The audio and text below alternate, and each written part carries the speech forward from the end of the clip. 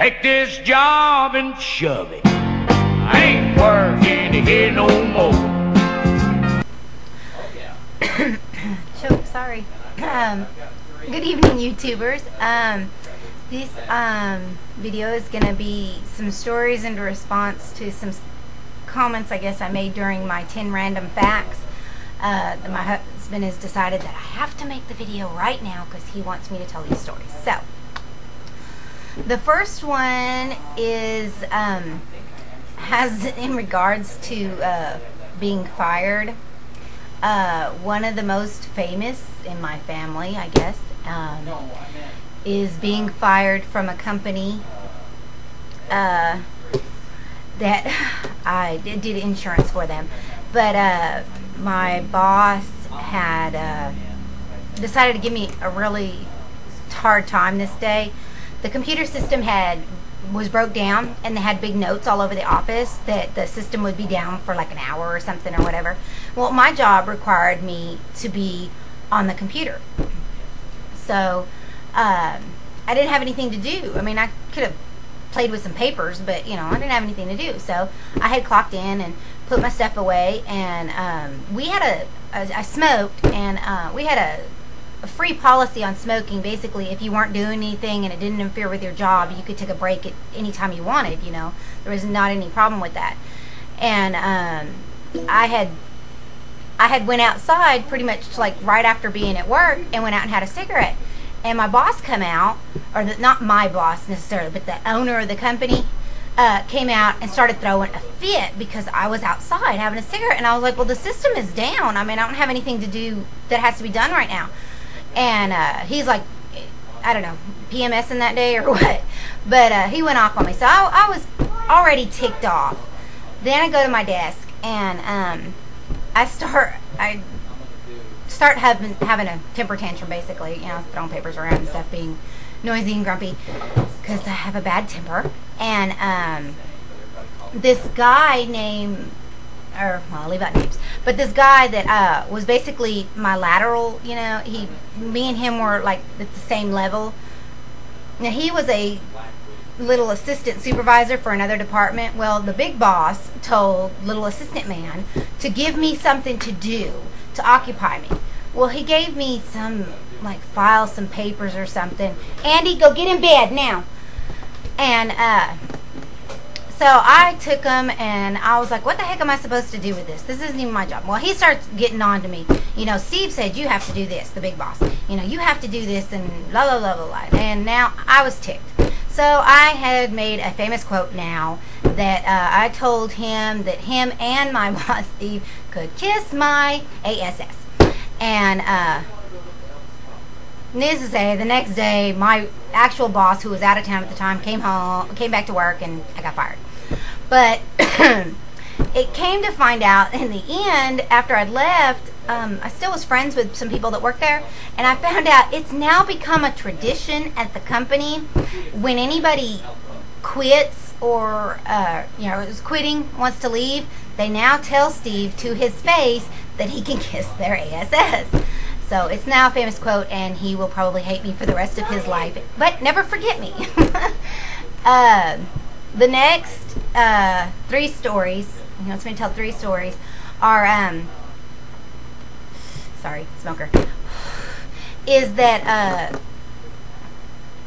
are stories about accidents. And I told you I was accident prone. I have a habit, or bad luck of just things happening to me. And the first one is the oven story. Mind you, let me set the scene. This is 2 months before my wedding. It was already planned, date was set, you know, everything was a go. And it was New Year's Eve. And we were having a party that night. And everybody was going to be drinking and stuff. So I was making dinner. I wanted to make sure that everybody ate, because I didn't want nobody throwing up in my house because I didn't eat nothing. So I had put some steaks in the oven to bake. And our oven, earlier that month or week or whatever, the pilot went out, and the pilot wouldn't work anymore. So when you turn the stove on, you had to manually light it. It was an old gas stove.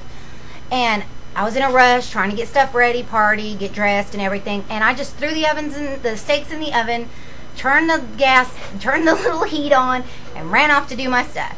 Well, I came back, I don't know, 10, 15 minutes later to check on the steaks, and guess what? It was cold, and there was no heat, you know, and I was like, oh man, and I realized I didn't light it. So I turned the gas off, but I shut the door, ran into the living room, got a lighter, opened up the little broiler door, you know, ducked down on the floor to stick my hand in there, reached up to turn the gas on, and lit that lighter.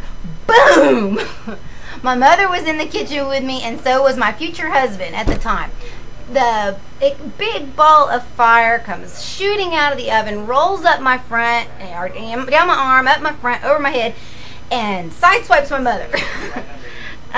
They get to beat me in the head because my head is actually on fire at this point. So they pat my head out, put out the flames, and I ended up going, I ran to the bathroom. Well, first I was screaming, I was blind. You know, I couldn't see.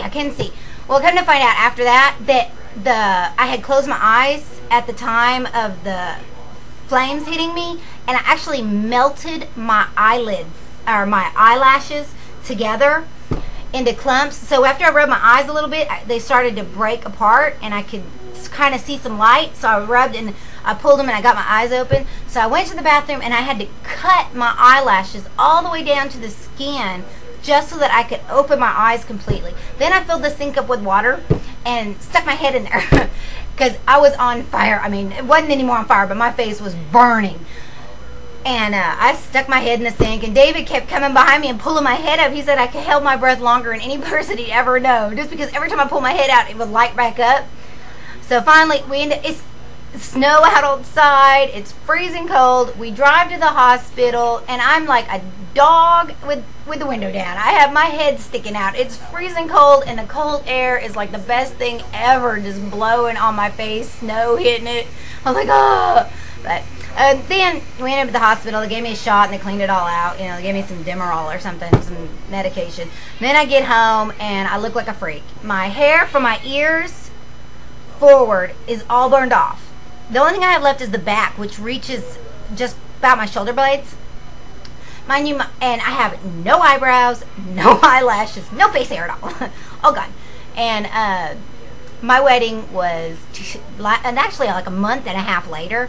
And my sister-in-law, Raja, bless her, she saved my wedding. She got the curling irons out and fixed my hair, the little half an inch I had, and she puffed that stuff up, and she drew me in eyebrows, and my eyelashes had just started to grow back, and she painted those things all up.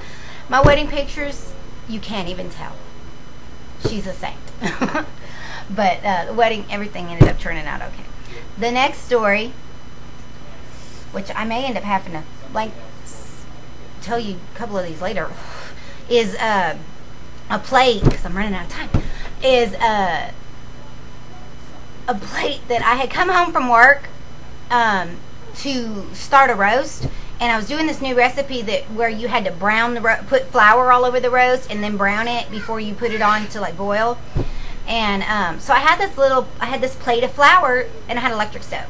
I had a plate of flour sitting on one of the burners that I was rolling the meat in, and I was just starting to fry it, and I had this plate of flour just sitting there. Well, the tea was gone, so I made a kettle of tea and put it on, and I turned the burner on.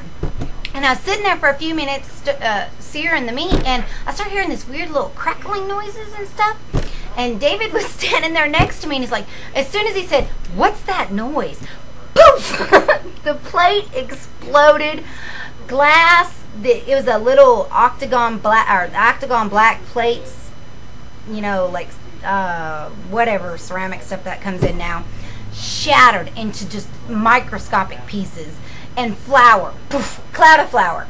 And I had to wear a uniform where I worked. I was covered in flour, my hair everywhere. Glass. We had to throw the whole roast out because we didn't know where the glass went. But come to find out, I had accidentally turned on the burner under the plate instead of under the kettle, and the heat, and it made the plate explode. So, but I'll have to come back and tell the piano story because I'm out of time. But thanks for watching, and I'll pick up another one. Thank you. Bye.